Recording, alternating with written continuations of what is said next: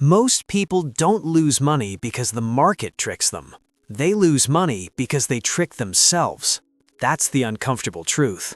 You think you're being rational. You think you've done the research. But inside your head, silent psychological forces are pushing you toward bad decisions and calling it logic. And by the end of this video, you'll see exactly how investors convince themselves to buy at the top, hold during collapse, and double down on disaster, using one live bust example that reveals the pattern in real time. Because once you see it, you can't unsee it. Let me show you how it happens. Imagine this. A new investment opportunity explodes onto social media. It could be a hot stock, a crypto coin, a startup everyone's talking about. Your friend messages you, "Bro, it's already up 40%. This is just the beginning." You open the chart, it's going vertical. Your heart beats faster.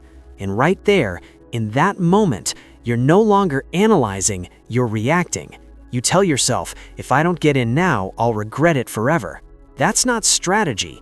That's fear wearing the mask of opportunity. This is the first cognitive trick, FOMO dressed up as foresight. Your brain confuses momentum with inevitability. You see price going up and assume it must continue. But here's what's really happening. Your mind hates uncertainty. It craves social proof. When you see other people winning, your brain interprets it as safety. If everyone is buying, it must be smart. No, it's just crowded, and crowds don't think, they amplify emotion. Now watch what happens next. You buy. For a few days it goes higher, you feel brilliant, you refresh your app constantly, dopamine hits, you start calculating future wealth. Then it dips. Not much, just a little. You say, healthy pullback. It dips again. You say, long-term play. Now you're not investing, you're defending your identity. This is the second trick, commitment bias.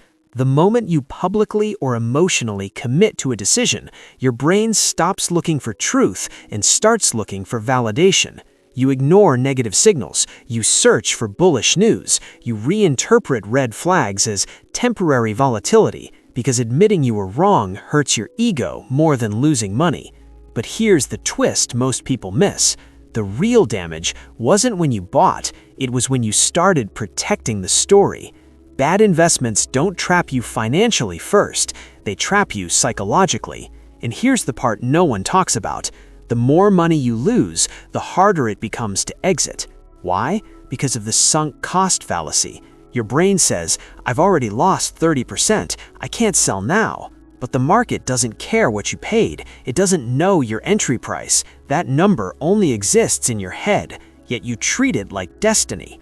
Now let's rewind. What if instead of asking how much have I lost, you asked, if I had cash today, would I buy this again? That question alone breaks the spell. See, investing isn't just about numbers, it's about narrative control. You are constantly telling yourself stories. This time is different. I understand this better than others. They just don't see the vision. Maybe. Or maybe your ego is negotiating with reality. Here's how you protect yourself. First, delay emotional decisions. When you feel urgency, step back 24 hours. Urgency is usually manipulation, external or internal. Second, predefine exit rules before entering. Decide your loss limit when you're calm, not when you're bleeding. Third, seek disconfirming evidence. Actively search for reasons you're wrong. Intelligent investors attack their own ideas. Fourth, separate identity from investment. You are not your portfolio. Being wrong is data, not failure. And here's the deeper insight. The market is a psychological battlefield, not between you and others, between you and yourself. The disciplined investor isn't smarter, they're less emotional. They understand that the greatest risk isn't volatility, it's self-deception. So, next time you feel that rush, that voice saying, this is the one, pause. Ask yourself, am I analyzing the opportunity or am I protecting a story? Because wealth isn't built by being right all the time. It's built by refusing to lie to yourself.